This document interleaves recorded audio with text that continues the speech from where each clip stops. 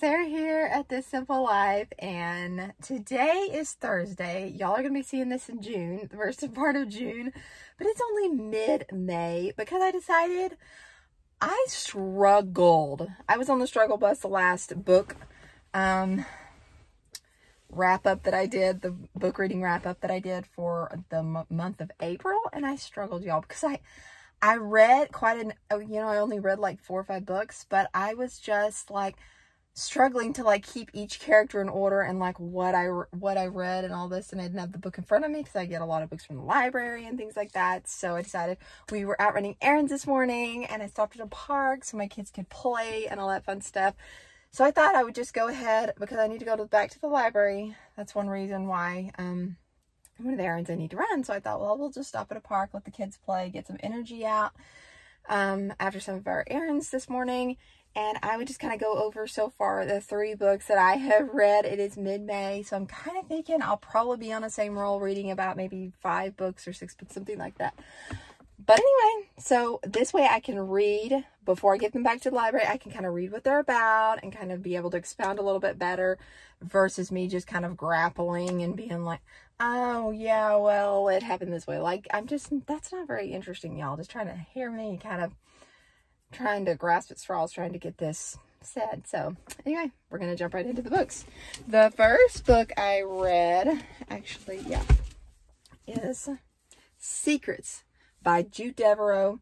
I think I kind of talked about that I wanted to read this book, and in the last month wrap up, I think I'd already checked it out at the library, and y'all, it was good. It was really good. I never read a book by Jude Devereaux, so that's the first person I'm going to look at when I go into the library. I think I'm going to look for a book by her, because I was really impressed, y'all.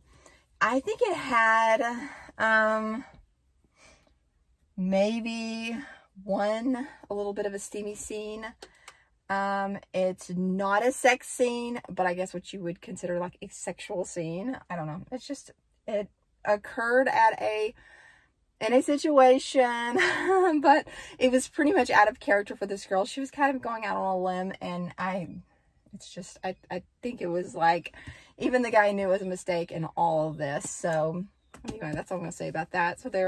But one thing that I really liked about Jude Devereaux, besides the one steamy scene, was, I don't remember hearing or reading one cuss word, not one God's name in vain, not one F word, not one SH word, not.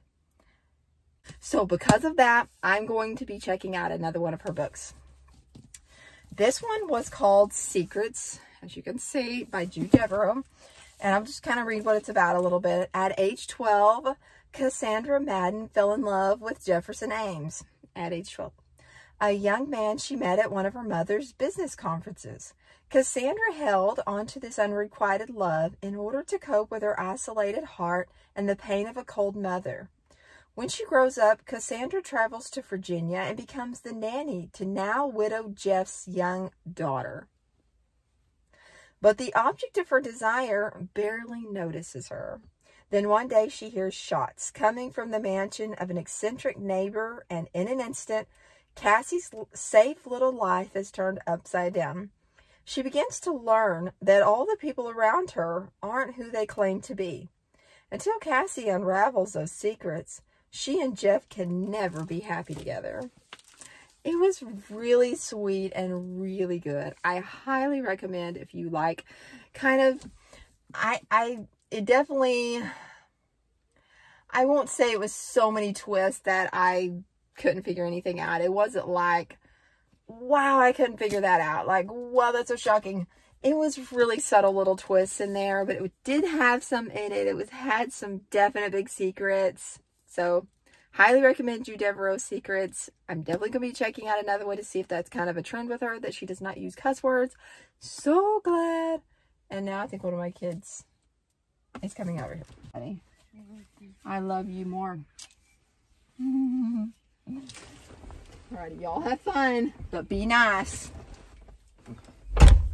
Okay, had to put out a little fire. Little shut up fire. Apparently, my youngest wanted to tell my daughter to shut up. James Patterson. We're going the other way because this one, unfortunately, he does have some cussing in it. But I keep coming back to James Patterson because I like his crimes. I like his crime books. This is actually part of a Women's Murder Club books series. This was book 2. I had read first. I think it's First to Die or First something. I don't know. First to Die. That was the first one. I read that last year, and I really wanted to read more. But I keep coming back to James Patterson, as you will see. But it's the cussing. I really wish, why?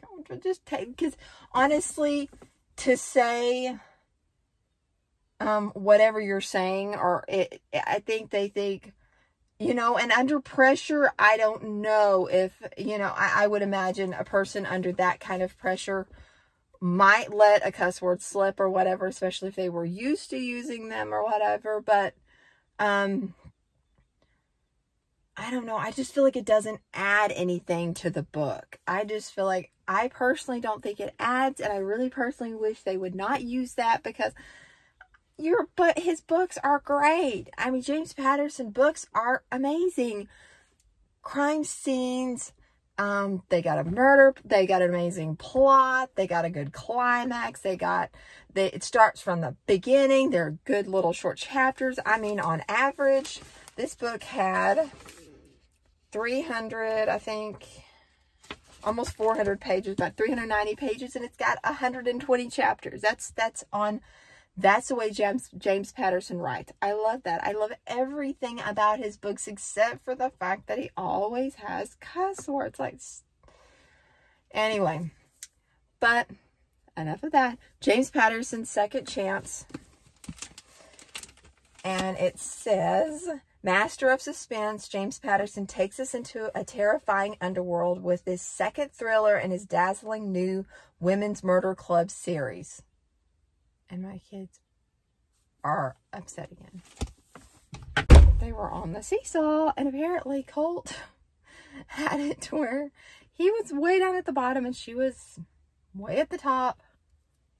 Okay, I can tell you we are not going to be here too long. Alrighty, let's carry on. Anyway, this is the second book in the Women's Murder Club series.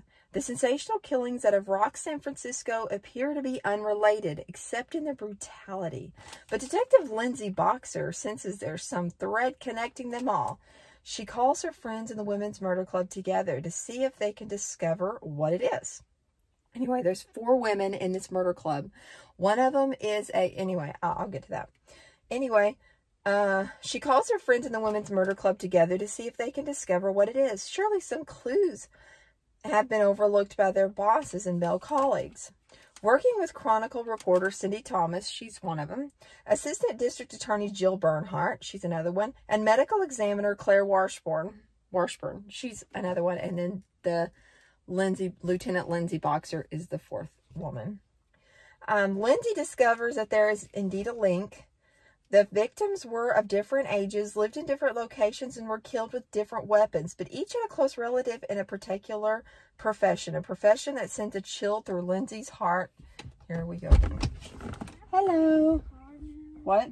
I'm playing the car now. Yeah, are you done? Yeah. Okay. All right, I'll just be thank you. I'll just be a couple of minutes talking, okay? And then we can go to the library. Okay, but each had a close relative in a particular profession, a profession that sends a chill through Lindsay's heart. The partners in the Women's Murder Club realize that this killer is after something unspeakable, something deeper than revenge, and that the next target could be one of them. They deduce where the killer is likely to strike next and bait a trap that can't be resisted. But their calculation is wrong. The consequences will be lethal, and there will be no second chance. So that was really good. That was a very good one. And the next one was the following book, which is Third Degree. Another about 300 pages and 120 chapters. And this one was the third book. And this one was probably, I mean, they're all sad because obviously people are getting killed and things like that. But this one was really sad because one of the ladies in the murder club gets killed. So that was really sad because in the first two books, you know, you're getting to know each character. Anyway, here we go again. One of James Patterson's best loved heroines is about to die. Detective Lindsay Boxer is jogging along a beautiful San Francisco street when a fiery explosion rips through the neighborhood. A townhouse owned by an internet millionaire is immediately engulfed in flames, and when Lindsay plunges inside to search for survivors, she finds 3 people dead.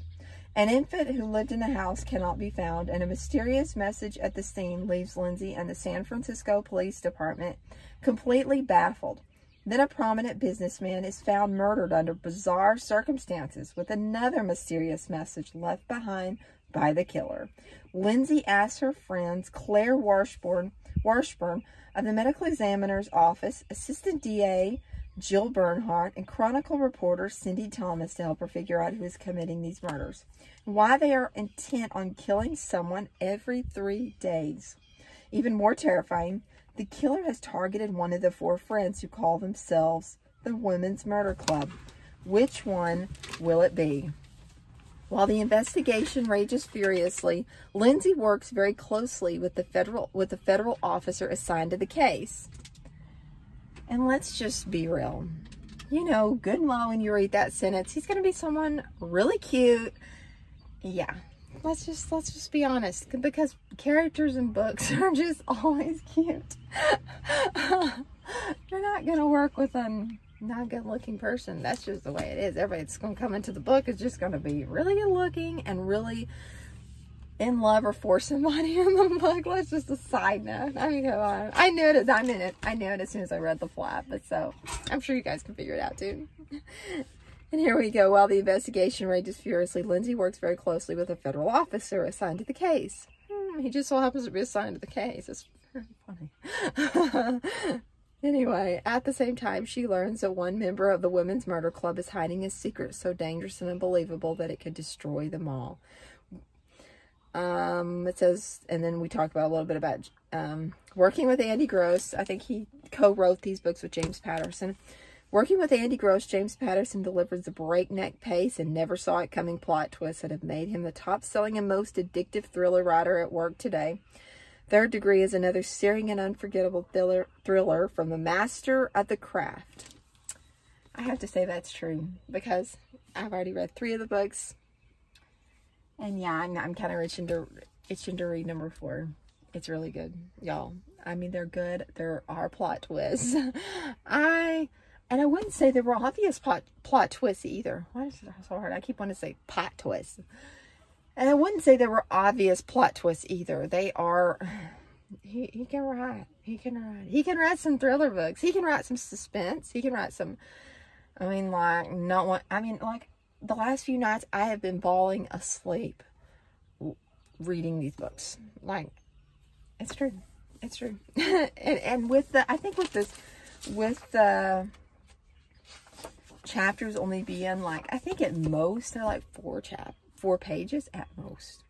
I don't think I've seen a 5-page chapter in a James Patterson book. Maybe I have, but I don't remember it. So it's pretty rare. Normally they're like 2 to 3 pages a chapter. So yeah, you can get through chapters. It's funny because that gets me through like 100 pages like really quick in a book like this.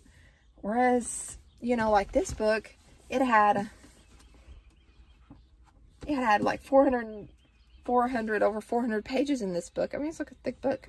It was over 400 pages and 20 chapters. So yeah, divide that one up. Yeah, it took me a long time just to finish one chapter, but it was definitely worth it. We're gonna go to the library now and look for some more Jude Devereaux books and James Patterson. It's definitely, they're good. Just wish you wouldn't use cuss words. if James Patterson ever sees a video like this, please stop using cuss words. I love your books. They're amazing without the cuss words. I'll talk to you guys real soon. Bye. Okay, I am actually going to finish out this video, this book video, what I read in the month of May. I was like trying to get my months because now we are into June and I'm already beginning to read some books and all the things. But I don't think I read the books that I showed you that I was going to read, I don't remember. But anyway, I kind of tried to read them, but then I didn't. I ended up picking up in the next book of the James Patterson series, which was, I think, the 4th of July. Or was it the 5th Horseman? I don't know.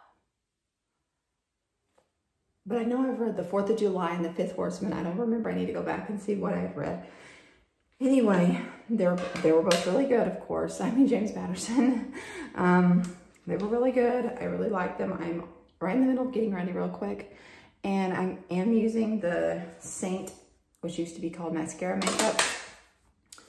And I used the highlighter colors, the bronzer color, the blush color, sandstone, and then the rose gold illuminator. This is the sandstone color. Don't worry, we're gonna fix that in just a second. I already did my eyebrows. I do the bronzer for the eyebrows. I do some eyeshadows. I do that color right now. That's for the base color. I do that for kind of the side color, and then I do that for the inside color, and that's all I've been touching on that side right now. And then I also come in here with my Wet n Wild Nude Awakening palette. I also do this little color down here, and I just kind of go in right in here just to kind of darken it up just a little tad, make it look a little cuter. And the reason why I didn't get these 2 dark colors in the palette for the Saint makeup is because I knew I already had them. And then I also do this really dark color for my eyeliner. And it's I try not to drag it all the way over. I used to kind of drag it all the way to the inside, and then as the day wore on, it would wear off and it would look really tacky. So I try to go kind of inside, but not all the way. And then I go a little bit on the inside as well, right here. Just to kind of brighten it up a little, just kind of darken it up a little bit, not brighten it up. Obviously this black is not gonna brighten anything up. And then also on my lips, I also use sandstone as well. That's what I'm using right now because I don't really have anything that I really personally like right now. Anyway, back to the books. I don't remember what book I left you guys on, but I know that I read the 4th of July. I think that's what we call it, 4th of July. And then I also read the 5th Horseman. And then it was kind of a big reading month for me. I mean, not as much as some people read, and I really haven't started, and I'm going to show you what I'm doing in what I've already started in June as well. But anyway,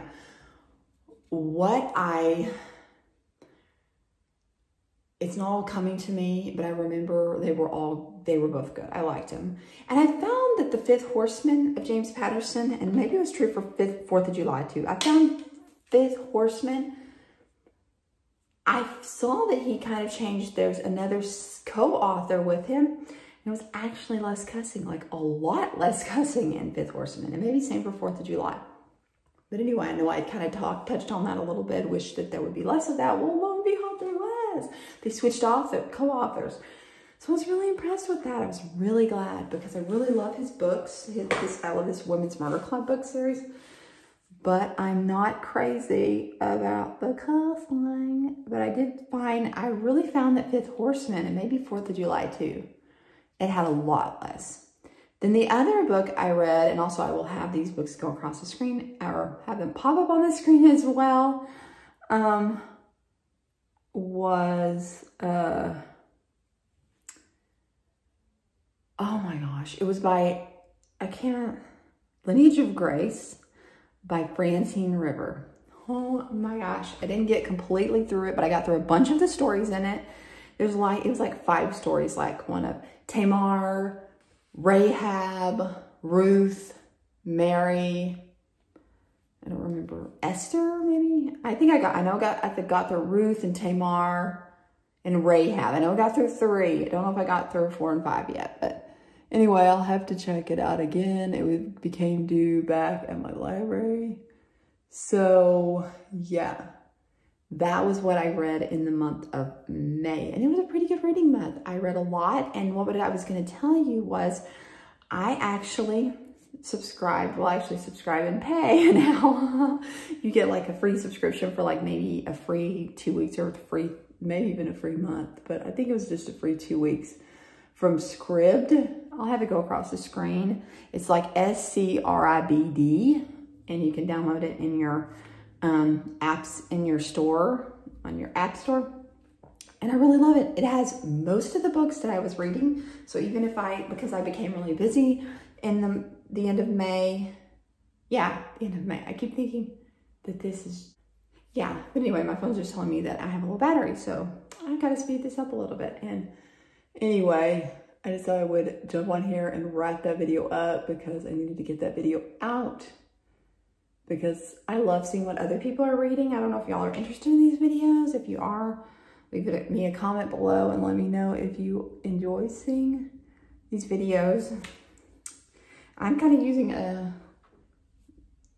two different mascaras right now. It's a Wet n Wild Mega Wear mascara. I don't know, I probably got it from Walmart or Target. And then I get the Voluminous Lash Paradise, which I'm almost out of, and it is my absolute favorite right now. And it was about $10, and it is really worth it. I do love this mascara. It's a lot better when it's fresh and new. I need to get a new one. I just haven't done it yet. Yeah. So I need to add that to either my Walmart grocery order the next time I go, or just go swing by and grab one. I try not to just swing by and grab stuff because literally the other day I went in and swung by and grabbed a few things, and it was like $150 later, I was done grabbing. Like, it's like, really? I didn't really get that much. Well, I did get the kids a pool for the summer, and I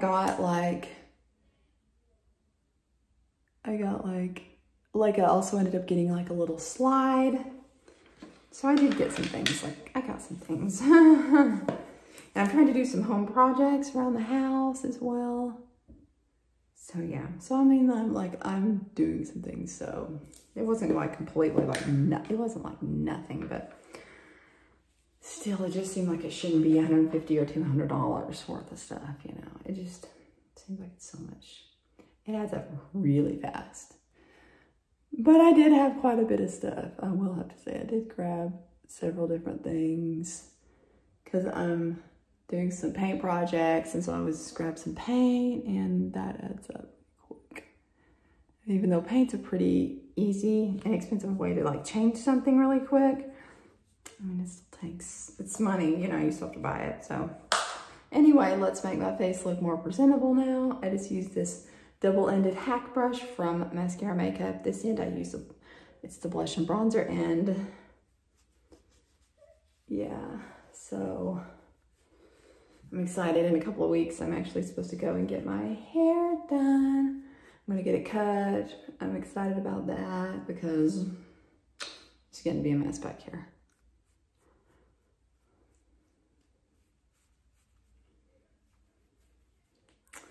So yeah, and then I take, yeah, we're still real rosy over here. Oh, I just popped myself in the eye. That was not fun at all.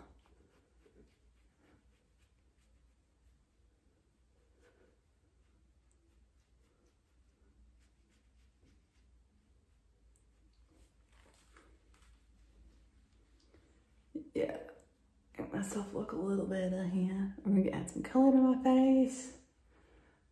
Yeah. So this is, yeah, but I really liked Lineage of Grace by Francine Rivers. I thought that was really, really good. I thought it was a really good book. It was based on the Bible. And I always think Francine Rivers is like the master of that. She's the master of making stories out of the Bible stories. And like even putting things where, you know, and just like sometimes if you're going to write a story or they have a movie about the Bible, I mean, a lot of them are really, really good. Like I felt like the Passion of the Christ was well done. But yeah, you guys enjoyed this May wrap up. Let me get my month straight because I'm already used to saying June because we're already into June. Oh my gosh, we're halfway. We're in the 6th month, y'all. Oh my gosh, we're at the halfway point of the year.